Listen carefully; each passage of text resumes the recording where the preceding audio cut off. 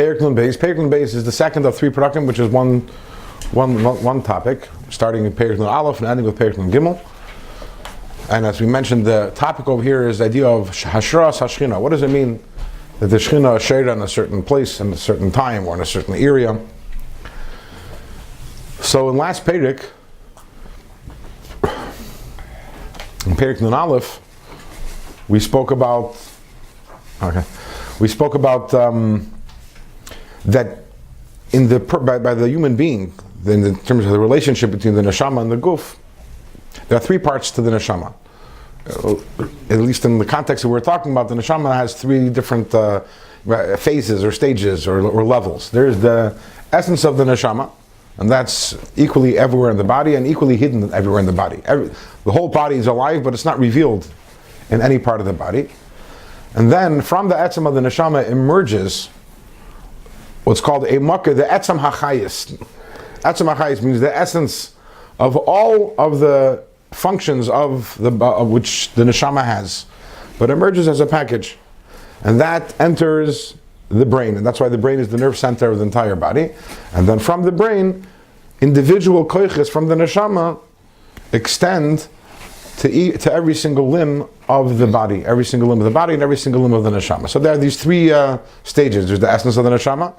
There's the revelation of this package, and this package contains, in a latent form, it contains all the energies and all the functions and faculties of the entire body. And then there is, as every single koyach of the neshama emanates from the brain, because that's where the etzem hachayis is mislabish. The etzem hachayis comes into the brain. From the brain comes individual chayis, every single aver, every single limb. And now we're talking the way it is by Hashem. Similarly, there's the essence of Hashem, and that essence of Hashem, as we learned last week, is stimu dechol stimin. It's everywhere. It's in every place in the world, and it's in every world, and at every spiritual level, and in every place where it is, and in every level where it is equally hidden. It is hidden also from the hidden ones. Even the higher hidden worlds, it's hidden also, because the essence of Hashem is transcendent and above and beyond everything.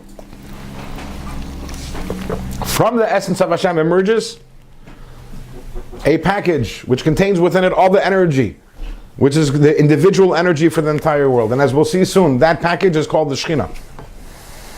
And the reason why it's called the Shechina, because what does the word Shechina mean? The word Shechina means Sheshrichenes. It resides, it comes down, and it dwells in the world. So that's called the Shechina. Moshe Rabbeinu, Hashem told him, Panai lo re'u. This was the Shechina? No, it's higher than the Shechina. That's talking about the essence of Hashem. Panai means the Pnimius. So, the Shechina, as we'll soon learn, is the lowest level of the world of Atzilus, which is also known as Malchus of Atzilus. The world of Atzilus is complete Elokus, it's complete godliness, and transcends the worlds, it transcends creation, thank you very much. And then, what enters the world, Shechina, is also known as the Dvar Hashem. Shechina is also known as Hashem's Dibur, Hashem's speech, because just like speech is not for oneself, most people don't speak to themselves, or not, at least not frequently. You know what kind of in your jail. Sorry, what? But for most normal people, the function of speech primarily is to communicate to others. The same thing is Malchus, which is the Shechina. Its function is to communicate with the world and to communicate Hashem's energies to the world. So that's the three levels. You have the essence of Hashem, which is everywhere equally, then you have this package of energy, which is the Shechina, and from this package of energy of the Shechina, every single creation in all the worlds receives their individual energy. Package is a derivative of the essence, right? It derives from, it emerges from, yeah. It's part of it. It's not the whole. Well, the essence really is above and beyond it. It emerges from it. Just like speech emerges from the human being. Now, and then the third one is distributed throughout wherever. Is the distribution, right? But as we mentioned earlier, by the human being, the etzam hachayis, this package of energy, where is it? It's in the brain. The same thing is also in the higher worlds. Where does the Shechina rest? In the Chabad, in the Chachma bin Adas, in the intellect. So, for example, you have Malchus of Atzilus, which is the Shechina. Malchus of Atzilus goes into the head of the world of Bria, which is the head, the Chachma Bina Das, the wisdom, the intellect of the world of Bria. And from there, from the Chabad of the world of Bria, emanates energies to everything that goes on in the world of Bria. And then that's a process that continues with the further worlds, as we'll see as we continue on.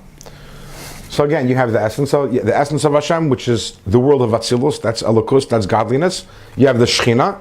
The Shechina is shoichen in. Where is the Shechina fully? What is the levush? What is a garment? The garment for the Shechina.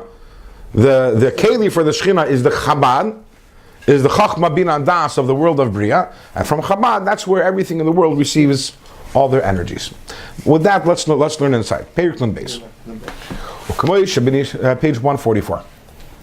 Page 144. I'm just like by the neshama of a person. Iker Gili Klalos Achayis. The main revelation of the Klalos Achayis. Again, the Klalos Achayis is this package of the general package which contains within it all the energies. Hu b'moichin. By the neshama, where do all the energies in a condensed form? Where do they reside? In the human being, in the moichin, in the brain. And all the limbs, all the limbs receive only the energy and the light, hameir lahem, which illuminates memakim gili achayis, from the place where the energy is revealed, which is shebe moichin, which is in the brain. Kacha mamish, the same thing, al derech mashal, iker gili klalos hamshachas achayis. The main revelation of the klalos hamshachas achayis, the general package of all the energy, which is there to give life to the worlds and to the creations, shabahem, the creations that are in the worlds. Where does it rest? Humalubish v'nichlal b'ritzaynai v'chachmasai u'binasai v'daitei yizbarach. In Hashem's ratzon and in Hashem's chachma bina and das, hanikroyim b'shem moichin. That is Hashem's moichin, Hashem's intellect. V'hein heim hamlubashim b'teira mitzvah. Okay, here's where we have the drum roll. What is Hashem's moichin? What is Hashem's wisdom and what is Hashem's will? Torah. Torah is Hashem's wisdom and the mitzvahs are Hashem's will. So in simple words, that means all the energy which is intended for all the worlds, and that energy is in that is called the Shechina, that is Malchus Datzilus.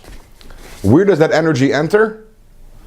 It enters the Torah and the mitzvahs, which is Hashem's moichin, which is Hashem's intellect, Hashem's brain, and from there, from the Torah and mitzvahs, that's where energy then continues and goes to every single creation in the world. So that means, where does every creation get its energy from? So from the moichin, from Torah. From Torah and mitzvahs. No. From Hashem's Chachma Bina Das and Ratzon, which is the Torah and the mitzvahs. So once again, we have the world of Atzilus, which is complete Elokus. Then the lowest level of Atzilus, which is Malchus Datzilus, also known as the Shechina, also known as the Dibur. And we'll see some other names that it's going to be called soon also.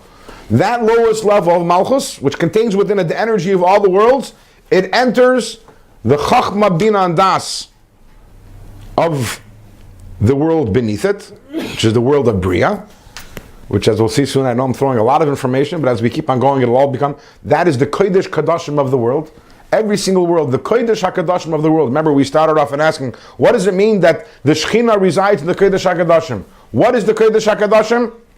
It's Chabad, it's Torah and mitzvahs. What was it, by the way, what was in the Kodesh HaKadashim in this world? Was the Oven Kodesh. The Luchos, the Torah. So that means, where is the Shechina? The Shechina is in the Kodesh HaKadashim, which is the Chachma Bina Das, which is the Torah. And from Torah and mitzvahs, that's where emerges small strands of energy to give energy and creation and existence to everything that's in this world. So everything in this world receives its energy ultimately from Torah. Torah is where the energy for the whole world is condensed within the Torah. Torah is a keli for that, and from the Torah and mitzvahs, that's where it extends everywhere else.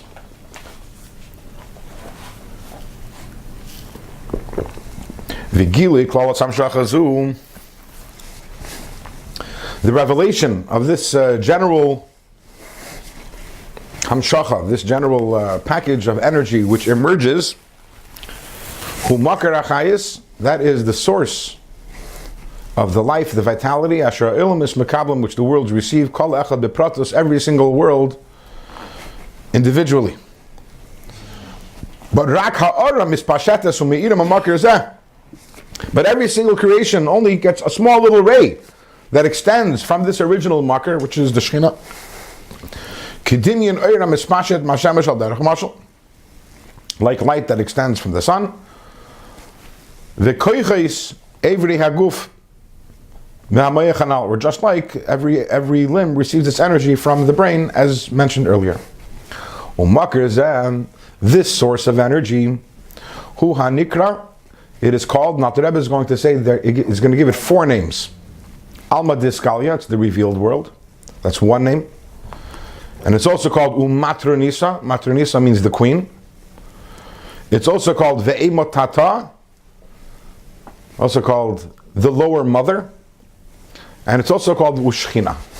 Those are the 4 names. These are all 4 names for this package of energy. So we have here again, the revealed world, Alma Diskalia. And it's also called Matronisa, the queen. The Eimatata, the lower mother. V'Shchina, it's also called Shchina. Why is it called Shchina? Melashein v'shachanti b'soicham, because the word Shchina comes from the words v'shachanti b'soicham. You know that every one of Hashem's names represents and expresses a certain behavior of Hashem. So what does the Shechina represents? The Shechina represents v'shachanti b'soicham. When Hashem is present in the world, that's when Hashem is called Shechina. So Shechina is always a reference to this Malchus D'Atzilus, which has all these names.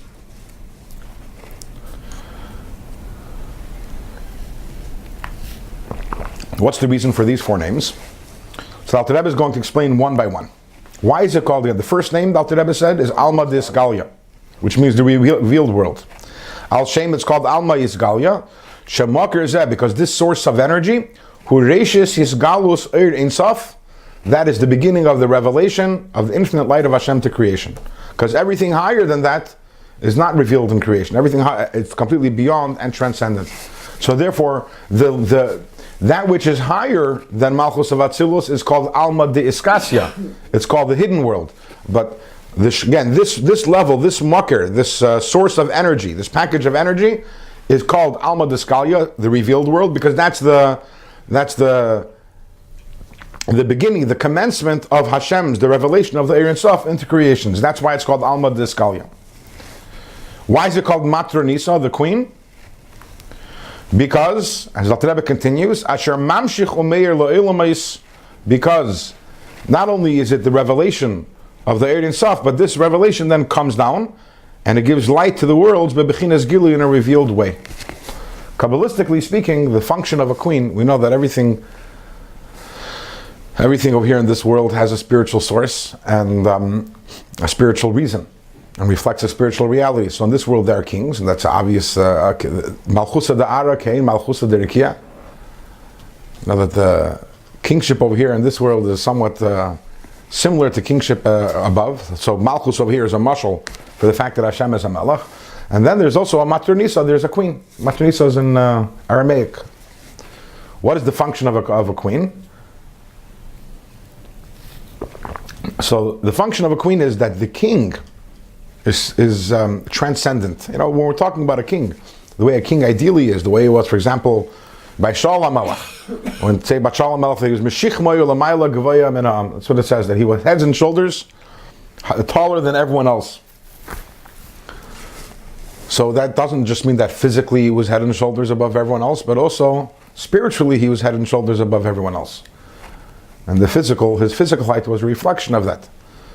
So the king can sometimes be too removed from the nation because he's above them. The function of the queen serves as somewhat of a intermediary, a middle woman, you might want to say, and connects the king together with the nation.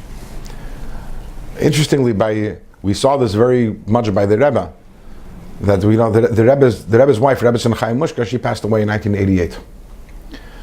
And in the years that followed, it was very clear to Chassidim that the Rebbe was more removed and more distant. and just climbed a few levels. Not that the Rebbe became higher, but that there was less. The transmission wasn't as straight and as clear. When the Rebbe would speak afterwards, the Farbrengens and the talks the Rebbe gave after Chav Bishvat, after the Rebbetzin passed away, and it progressively became that way, they were much more transcendent. It was much more Kabbalah, and it was difficult even to understand, because the Rebbe was speaking about such hoiche inyanim, such high inyanim, which in previous years, the Rebbe would take them and explain them at length, like lower himself down to us. And after the Rebbetzin passed away, there was definitely, Chassidim felt a certain distance. And that's where we to understand in spiritual things. But the Matronisa, the queen, was gone. And the function of the queen is to be that bridge between the Melech and the Am, between the king and the nation. And that's why this Makar Achayis, which is called Alma Desgali, is also called Matronisa, the queen, because he says over here, because, again, Asher Mamshech Umeir Le'ilum is that this light draws down and illuminates to the worlds bebechinas gilu in a revealed way, which that's the function of the queen, to bring down the king to and connect the king to the nation.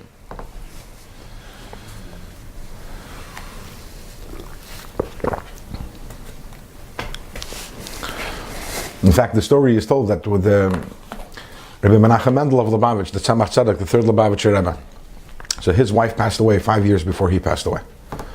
He passed away in Tafresh Chavav, which would be, I guess, 1866. And his wife passed away, I believe, in Tafresh Chaf Aleph in 1861. And after his wife passed away, he was completely devastated. And he kept on repeating that which the Zohar says, that Malka, Beli Matru Nisa, is Lav Malkahu. A king without a queen isn't a king. That's the Zohar. Imagine that. A king has to have a queen. Without the queen, he's not a king. And he was devastated at the passing of his wife. Until one of his children, one of his sons, he had several sons, told him, he says, "Father, didn't you tell us that when the pasuk says, Re'ei Chaim im ha'isha asher ahavta," the pasuk says, take a look what life is like when you're with the woman whom you love. And this Isha asher ahavta, the woman who you love, is a reference to Torah. That's what you told us, that it's a reference to Torah. And when he heard that, he told the son, you have consulted me. So you can have the Matronisa can be the Torah, and Torah can be the queen. Anyways, back. So now we have, what is the fourth name? Sorry, what is the third name? The third name is Ema Tata, the lower mother. So, in case you're wondering what does the lower mother mean? Because in Atzilus there are two mothers. The higher mother is Bina. Binas in general is referred to the mother, because Chachma is the father and Bina is the mother, and both together they give birth to the father and mother. Chachma and Bina, they give birth to emotions. The intellect gives birth to the emotions, and amongst the intellectual powers, Chachma is the father, and the Ima is the Bina is the mother. Very often in Kabbalah, Chassidus, you'll see a Rosh Hashanah is Aleph Vav Aleph, which stands for Abba ve'Ima, father and mother, and it's not a reference to physical father mother. Whenever you see that, it's a reference to Chachma and Bina. So Bina is the higher mother, and then Malchus, which is the lowest level in Atzilus, that is called the lowest mother, the lower mother, because the higher mother Bina gives birth to the emotions. The lower mother gives birth to creation. So why is it called Em Habanim?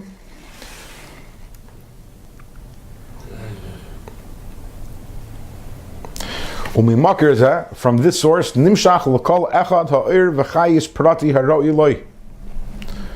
this source comes to every single creation the light and the energy which is proper and appropriate for it.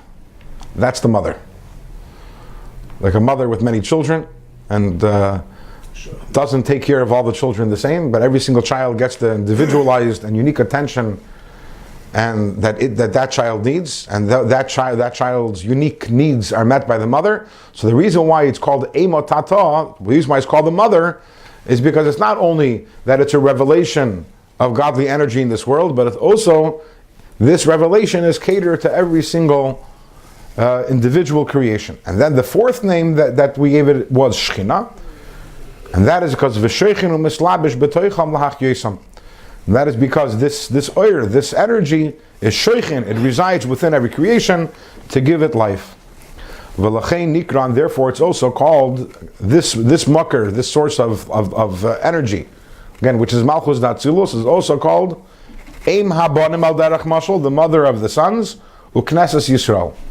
So the four names that we gave until now, what were the four names? For those who remember? Oh. Tanya, Matanisa, Vehemet Hatah, Ushchina. Those are the four names? Right. So the four names that we gave until now, they relate to the way the Shechina gives oir and energy and chayis to all creations. And then, in terms of the relationship of the Shechina to neshamis, because all the neshamis also come from the Shechina, all the neshamis also come from this source of energy. In terms of that, the Shechina is called Eim Habonim, the mother of the sons. And the sons here is a reference to all the neshamas. Thank you, and I'm sorry. And Knesses Yisrael, it's also called the Knesses Yisrael. When we talk about, whenever you see the words Knesses Yisrael in Kabbalah or wherever, Knesses Yisrael is not a reference to Klal Yisrael down here, but Knesses Yisrael is a reference to the supernal, the Ruchnistik Makar of all the neshamas of Klal Yisrael, and that Makar is the same Makar. This is the Malchus of Atzilus. So again, we have here 6 names for the same thing. 4 of them refer to the relationship of this Makar Achayis, this Makar of energy, with the worlds, with creations, and 2 of them, Eim Habonim and Knesset Yisrael, refer to its relationship and the fact that it is the source of all of the neshamas. Shemem Makar is that, again, it's called, the reason why it's called Eim Habonim and Knesset Yisrael is because from this source, Netzlu, were emanated neshamas Yisrael, all the neshamas of all Klal Yisrael, the neshamas of Atzilus, the neshamas that are on the level of Atzilus, and also Venivru, from this source also are created neshamas de Bria v'chul, the neshamas which are the level of Bria, etc., which means also all the neshamas of lower levels. The Kulan Einan, and all the creations and all the neshamas, everything that exists, is Rak mi spashtus hachayis va'ir, is an extension of the energy and the light, Mahamakar Azeh, from this source, Hanikra Shechina, which is called Shechina, Ki spashtus ha'ir mahashemesh, it's called Shechina, and it is like the light that emanates from the sun. Avala Shechina Atzma, everything, all the life in all the worlds comes from the Shechina. But the Shechina itself, Shireishis Agili V'Ikare, the Shechina itself, which is the very beginning of the revelation of the Ein Sof and the essence of the revelation of the Ein Sof, Masha Ein Seif, Baruch Hu Meir Lo'elam B'Bechinas Gili, it is the essence, it is the package of light which emanates from the Ein Sof to enter the worlds. V'hi Makar Kol Ha Hamshachei Sachayis B'Chol Elamis. Again, this Shechina is the source of all the energy that comes into all the worlds. Shekol Achayis Shem, because all the energy in all the worlds, Ein Irak, is only Eir HaMispash Mimena, is light that comes from the Shechina. K'Eir HaMispashet Mashemesh, like the light that comes from the sun. I Evshel Lo'elamis Lispoil Ulakabel Eir Shechina. So the worlds cannot tolerate and accept the oir of the actual Shechina. Shetishkoin v'teslavish b'toich hamamish. If the Shechina were to enter the worlds, that would be impossible. The Shechina cannot reside in the world b'lei levush hamaylam o master oira mahem, without a garment that hides the light. Shalei yizbatel b'metzias l'gamri. Because if the Shechina were to enter the worlds, even though the Shechina again is, we're not even talking about the essence of Hashem. We're talking about the Shechina, which is the package of energy which emerges from Hashem, from the world. But because the energy in the Shechina is so condensed, the world cannot receive it. Shalei yizbatel b'metzias l'gamri. The world would go poof, would vaporize if the Shechina entered it. B'mekoyim would become nullified in the source. Ki bitul oir hashemesh b'mekoyim, like the nullification of the light of the sun, while it's still in its source, beguf hashemesh, in the body of the sun, she'ein nira sham oirazeh, in the sun itself, even though there's light in the sun, but in the sun you don't see the light, you just see the sun itself. Like etzem guf hashemesh bilvad, all you see is not the rays, but the sun itself. So if the Shechina was here in this world, so that would be like having the sun. It would be like the light within the sun, that you don't look at the sun and say, wow, there's sun, and in the sun also there's the light in the sun. No, it's the sun. The only time you see light is when it extends from the sun. If the Shechina were in this world, the whole world would, again, would be completely bottled, would be nullified, and it would just revert then to its source. So how does the Shekhinah enter the world? If the Shekhinah itself is too powerful, even though it is all the energy for the world, but it itself is too powerful.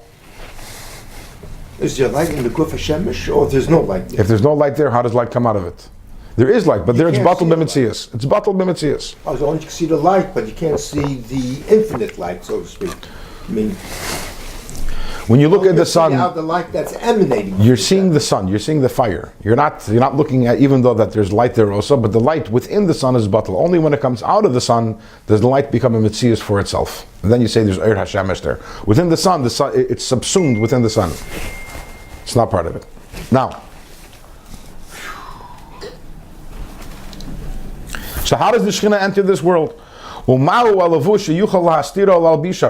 What is the garment that can hide and contain the Shekhinah v'leis batal b'metzias and shouldn't become completely batal ba'oira because of the intense light of the Shekhinah?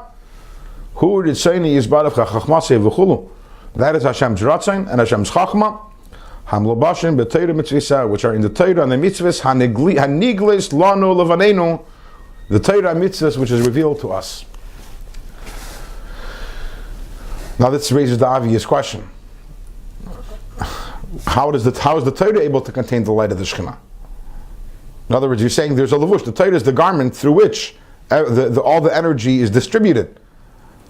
But why doesn't the Torah also become batal b'metzias? The Torah also should. That we'll learn about next week. But before we get there, this whole concept and the understanding of how the light of Hashem and the energy of Hashem enters this world, which has explained. There's the Shekhinah, which contains within it all the energy for all of creation. And the Shekhinah has the energy for creation, but it can't enter creation. So where does it enter? It enters the Torah. And from the Torah, from Hashem's Chachma and Ratzon, which is the Torah mitzvahs, from there, energy extends to all the worlds. And this gives us a deeper understanding of the relationship between the Torah and the world. We know the Zohar tells us that Hashem istakel, kuchabrichu istakel be'iraisa, that Hashem looked in the Torah, ubara alma, and He created the world. And the Medrash tells us that just like a builder has a building, and the builder doesn't just say, okay, let's put up a wall over here, and let's put a room over here, and let's put a door over here. Before you start, you have a blueprint, and the blueprint contains within it everything, and which is in the entire structure. And then when you're building, you follow the structure, the blueprint. The same thing is, the Medrash tells us that the Torah is the blueprint of the world. So Kaviyachol, when Hashem created the world, the Torah was the blueprint. So what does this mean? Right now we're learning what that means. What does it mean that the Torah is the blueprint of the world?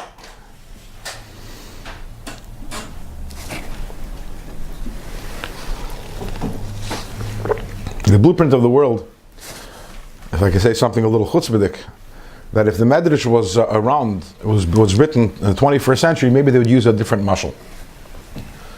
Because when a builder builds off the blueprint, okay, so the building, if it's built correctly, it actually reflects the blueprint. But then 5 years later, you decide to make an extension to the house, and you decide to knock down this wall, and you decide to put a window over here, and you decide to combine these two rooms, and suddenly the room, the house, and the blueprint is not exactly a reflection of the blueprint. So a person can think also, okay, Hashem created the world originally, and the Torah was the blueprint, but since then there have been extensive renovations to the world, so it doesn't exactly reflect. Today we have a mashal of computer code. I don't know if anyone here is familiar with anyone who actually works in that field. We look at a screen. You open up a website. You look at a screen and you see a banner, and you see a button, and you see a image, and you see different options and drop downs and menus. It looks really nice, but what is this all really? This really is only all a reflection of the code which the programmer programmed. And if you've ever seen the code, it looks very different than the actual screen.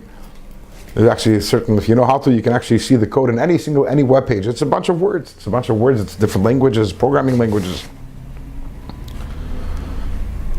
And there is no question that every element on the page is always an exact reflection of the code. The code is constantly there, and it is creating that image which you see, which isn't really a real image. Torah is the code of the world. So you can't make any renovations. You can't, it's like saying I renovated my website without changing the code.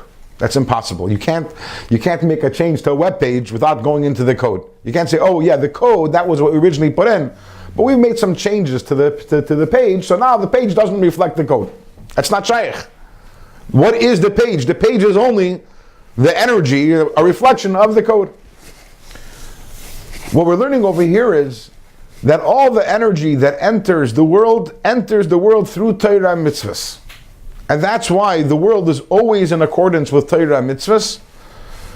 The world can't deviate, not because the world is like forced into submission, but because what is the world? The world is only, it's like the screen, and the code of that screen is the Torah. And this gives us a very different paradigm of understanding how the world relates to Torah, how Torah relates to the world. This is a topic I think that we might have touched on before, that there are many people, when we're talking here about Fruma Yidden and Shemei Torah mitzvahs, and people who respect the Torah and revere the Torah and honor the Torah, and absolutely consider Torah to be Dvar Hashem, the word of Hashem, but nevertheless they misunderstand, they misconstrue the connection or the relationship between Torah and the world. They say like this, they look at it, the world is, Hashem created a world. And the world is filled with lots of stuff. There's good stuff and there's bad stuff, mostly bad stuff. And then Hashem put in Neshamas Yisrael, He put us into this world, and He said, okay, you know what? I want you to live lives that are ruchniistic. I want you to live lives that are meaningful. I want you to live lives that are filled with connection with me. So, I'm going to give you a Torah. And the Torah tells you the rules, how to be able to live in the world, and despite everything that's going on in the world, and despite all the problems in the world, and despite all the temptations that the world poses, but the Torah will keep you living a life filled with spiritual meaning, a thriving connection with Hashem, etc., etc. If you look at this model, if you think about this model, what this means is that there's the world, and the world runs on its rules. Hashem created a world, right? And then there's the Torah, and the Torah has its rules. And very often it's very possible that the rules of the world and the rules of Torah will be in conflict with each other. The world will say that if you want to make money, then you need to, and have material wealth, you need to work on Shabbos. And Torah says, yeah, that's what the world says, and the world is right on its terms. But on my terms, if you want to live on my terms, you want to live according to Torah, and you want to have a life which is a ruchniistic life, then you can't work on Shabbos. You're going to sacrifice some money for that. Okay, it's worth it. But at the end of the day, then we're always left, and we're looking, we have to choose. Are we going to choose the Torah, or are we going to choose the world? And each one of them, each one comes with their own separate agenda, and then we have to make a choice. And whichever way we choose, we're making a sacrifice. If we choose the Torah, we're sacrificing our material life. And if we choose the world, then we're sacrificing our spiritual life. But based on what we're learning over here, we understand that's an incorrect way of understanding things. The Torah and the world don't operate on different rules. It can't be. Why? Because the makar of chayis of the entire world, the Shechina, is mislabish in Torah, and every single creation receives its energy from Torah, and therefore it's an obvious impossibility that there should be an entity in this world which opposes Torah. It's not possible. Everything serves a Torah function and is doing exactly what Torah wants it to. And then Torah comes to us and says, I am the code to the world, and I want you to know, if you want to live a chayim mu'usharim, you want to live a good life, b'gashmius u'beruchnius, physically, spiritually, follow the Torah. Why? Because I'm the user's manual. I'm the code. I tell you what the function is of every single thing in the world. When you're using something in the world not according to Torah, You're using it improperly, not you're using it improperly because you're using it against what Torah says. You're using it improperly, you're using it against what it says. Because it is a derivative of Torah, because everything's a derivative of Torah. So how do you see Chachmas Abriya in the Torah? The gravity, the laws of physics and that kind of stuff. Everything's in the Torah. Hafachba v'hafachba. Kikulaba. What? Pirkei Avos, hafachba v'hafachba d'keilaba. Everything's in Torah. A lot of things are encoded in Torah. A lot of things are things that people on our madrega, on our level, can't necessarily understand. But ultimately, everything's in Torah.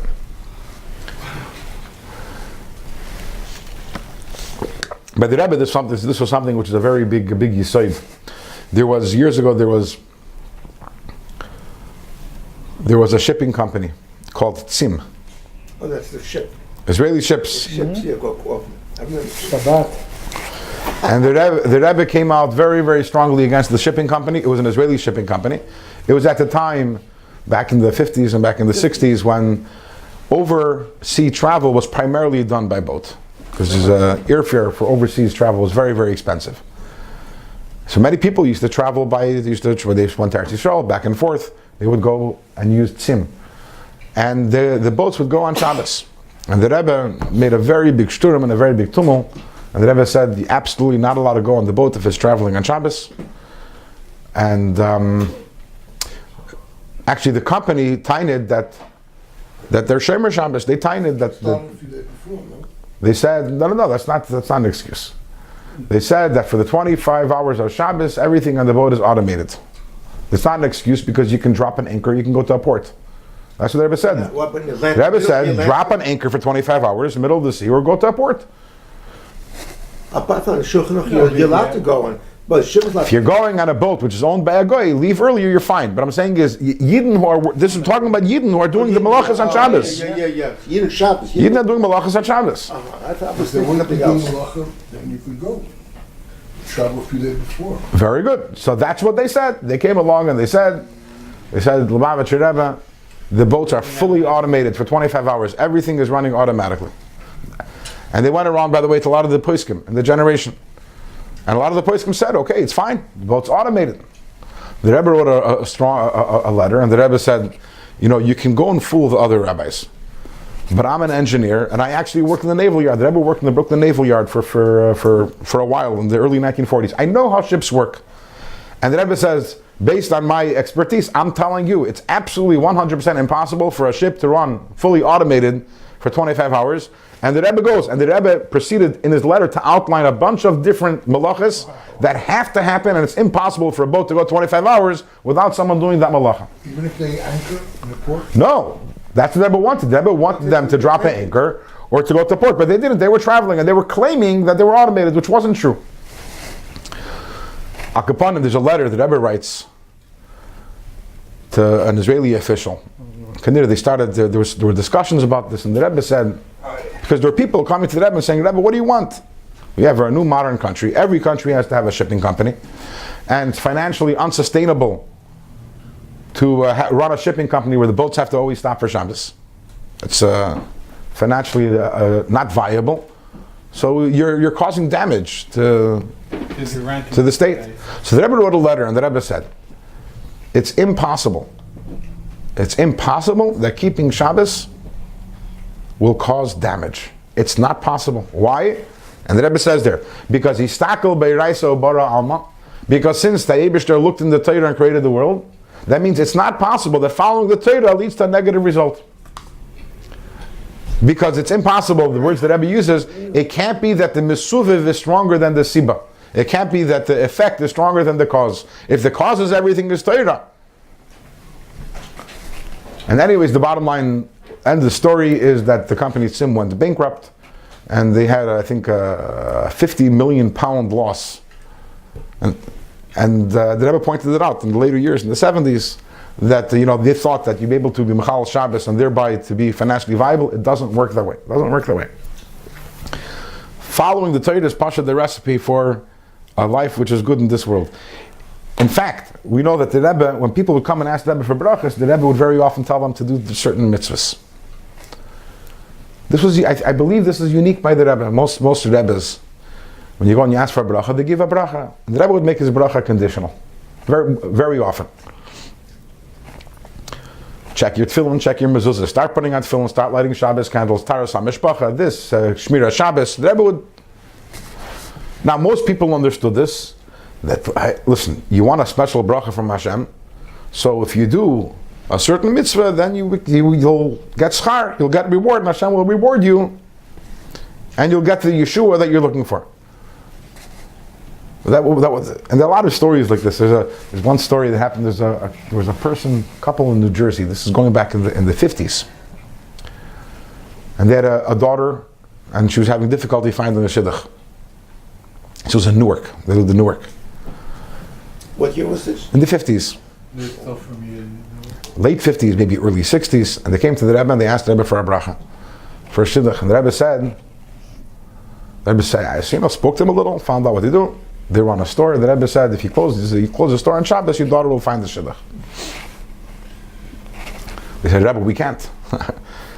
It doesn't work. The parnasa, in other words, Shabbos is a big day, and our finances tell us that if we're going to close on Shabbos, Can't survive. the Rebbe said, listen, that's what I'm telling you. You close your store, your daughter will find the shidduch. Anyways, they didn't listen to the Rebbe. They kept their store open. And then in the late 60s, there were riots in Newark. And the store was burnt down. And the week after that, the daughter became engaged. The week after that, the daughter got engaged.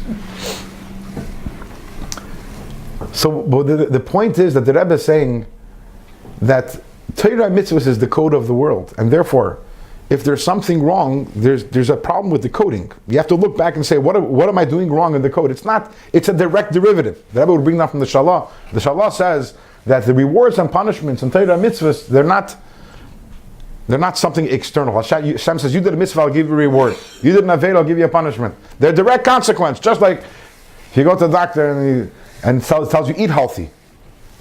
And you say, and then you'll eat healthy and then you'll live a longer life. And you say, really? I'll say, you're rewarding me? If I eat healthy, you're going to give me the reward? I'm going to have a longer life? No, the doctor is not rewarding you. It's not like... It's a consequence of healthy. It's different than if he said, I'll give you a check. It's a direct consequence. A direct consequence of Torah mitzvahs is that you have a life which is good. Why? Because the whole energy of everything in this world comes from Torah mitzvahs.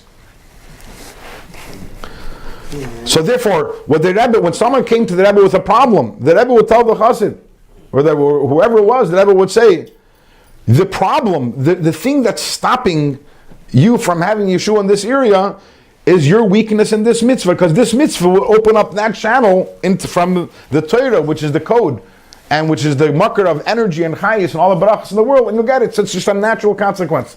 In fact, I heard a story from Rabbi Krinsky, the Rebbe's masker, the Rebbe's secretary. He says that in 1950, this was shortly after the passing of the Frierdiker Rebbe. So he was a bacher at that time, and he lived in Boston, but he was learning in 770. And one day he gets a message from his father that a certain friend of the father's was very ill, and he asked him to go into the Rebbe, who at that time was known as the Ramash. That's the initials of the Rebbe's name. The Rebbe was known as the Ramash. This is before the Rebbe officially accepted the mantle of leadership. And asked him for a bracha. He asked right into the Rebbe and asked for a bracha. So he wrote to the Rebbe and asked for a bracha for this person. He was summoned into the Rebbe, he comes in, and the Rebbe tells him, tell your father that this person will have a refuah shlema. However, in order that it should be b'derech hateva, in order that it should be by way of natural means, tell your father that he should start learning chassidus with him. Put feeling with To start learning chassidus with this ill person. And if he learns chassidus, then it'll be natural. In other words, Rebbe says, he'll have a refuah shlema. I can make a miracle and he'll have a refuah shlema. But it's better that it should be natural. So if you want it, in other words, if you learn chassidus, then naturally he'll have a refuah shlema. Which is what the Rebbe is saying, that I'm telling you that the reason for his illness is because there's a mess up in the relationship with Torah, with the code. If he's going to learn chassidus, that'll automatically be fixed. And automatically, naturally, he'll have a refuah shlema. In 1981, the Sadiger Rebbe, he came in and he met with the Rebbe. And they had an extensive discussion. No, it's a different Sadiger Rebbe? He's dead. That one's dead. When did he pass away? Okay. So they had a discussion that covered many different topics.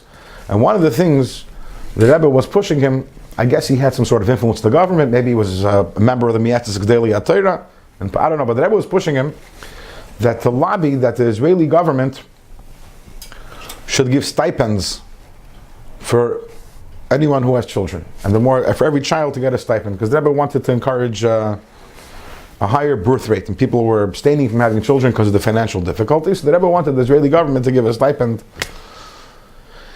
to all. So the Tzaddik Rebbe, he was in agreement, but he told the Rebbe, there's a problem. The problem is that Israel is a democracy. And therefore, if the government is going to give out stipends for all the children, they're also going to have to give to the Arabs. Can't just say we're giving stipends only for the Yidden and not for the Arabs. And so you're going to be encouraging the birth of Arabs in Soina Yisrael. So the Rebbe responded, according to halacha, goyim are commanded to have children. The mitzvah of l'shavas yitzara applies to goyim also. So therefore, absolutely, the Israeli government should be encouraging Arabs to have children. You're saying that they're going to cause damage? The Rebbe says it's not possible. It's impossible that following the halacha, the following Torah, in other words, if Torah says that we should encourage goyim to have children because of l'shavas yitzara, it's impossible that should have a negative effect. Why? Yistakel beiraisa bara alma. An incredible amunah and understanding that every single thing comes from Torah, and following Torah cannot lead to a negative result. And again, you might want to say it's an unusual look, because most people, again, they look at Torah, they look at the world, and they see two different systems of rules, and that conflict with each other, and nevertheless, they follow Torah. We're not talking chas v'shalom about people who don't respect Torah. The Torah is Dvar Hashem, it's the word of Hashem. But when Torah conflicts with the world, I have to follow Torah, says the Rebbe, and says, based on this idea discussed over here, that the energy of the world and everything comes from Torah mitzvahs, it's not possible there should be a conflict. And in fact, everything, and this also leads us to another discussion, which I think we've had in other times also, which is the Rebbe's opinion on the use of technology and the use of everything in the world for Avodas Hashem. If we understand that Istakel Beraisa Bara Alma, we understand that the energy of everything is from Torah, we understand that everything is created with a Torah purpose. So if Hashem created a radio, Hashem created internet, Hashem created whatever it is that Hashem created. So some people look at technology, for example, some from a Yidden, they say it's bad, it's evil, we have to avoid it. Other people say, no, it's not bad, it's neutral. It can be used for good, it can be used for bad. The Rebbe insisted that technology and anything else that Hashem created is not neutral. It's meant for Kedusha. And if you don't use it for Kedusha, for the right purposes, then you're abusing it. Because since it's encoded within Torah, everything's from the Torah, so therefore everything has to be consistent with Torah. It has to. By way of example, imagine you go to art gallery, an art showing, and you buy yourself a Rembrandt, a very expensive painting. And you come home, you bring it home, and you think to yourself, okay, what am I going to do with this painting? Should I frame it and put it up on the wall? That's one option. Or I could take it into my kitchen and I could use it as a cutting board. It's neutral, right? It could be used for this, it could be used for that. No, it's not neutral. The Rembrandt is not neutral. It's meant to be framed and hung up on the wall. And if you take it into your house and take it into your kitchen and use it as a cutting board, then you abused it. That's not what it's intended for. The same thing is every single thing that Hashem created in the world. Nothing is neutral in this world. Nothing is neutral. You can use it properly the way it was intended to. What the reason why Hashem created it? The reason why Hashem created it. No, the Eibishter looks in Torah, and every single thing, if it's not from Torah, it's not there. So it wouldn't be there if it didn't have a Torah for a function, a Torah purpose. And therefore, we have to embrace everything in this world and use it for Kedusha, because that's what it was created for. That's what its function is. And all this, again, is from what we're learning here today, this idea that the Shekhinah, all the energy that enters all the worlds, where does it come into? The Torah. That's step number one. We have the question, if the Shekhinah, as we mentioned, is such an incredibly high level of oir, how is the Torah able to be a lavush for it? How can the Torah contain it? Why doesn't the Torah also You know, it's the example we've given many times. If you plug in a toaster into a Socket. not into a socket, into a nuclear plant. Okay? So the toaster is not going to last for too long. The same thing is, if you plug this world into the Shekhinah, that's what would happen to this world. So instead, the Shekhinah comes into Torah. Comes into the Torah and from the Torah. But how is the Torah able to contain it if it's such an incredible light? And that is what we'll talk about in Mir Hashem when we continue next week. Simpson? Sorry? Maybe it's No, not Tzimtzum. It's a different answer. It's a good guess, but it's a different answer. To be continued next week in Mir Hashem.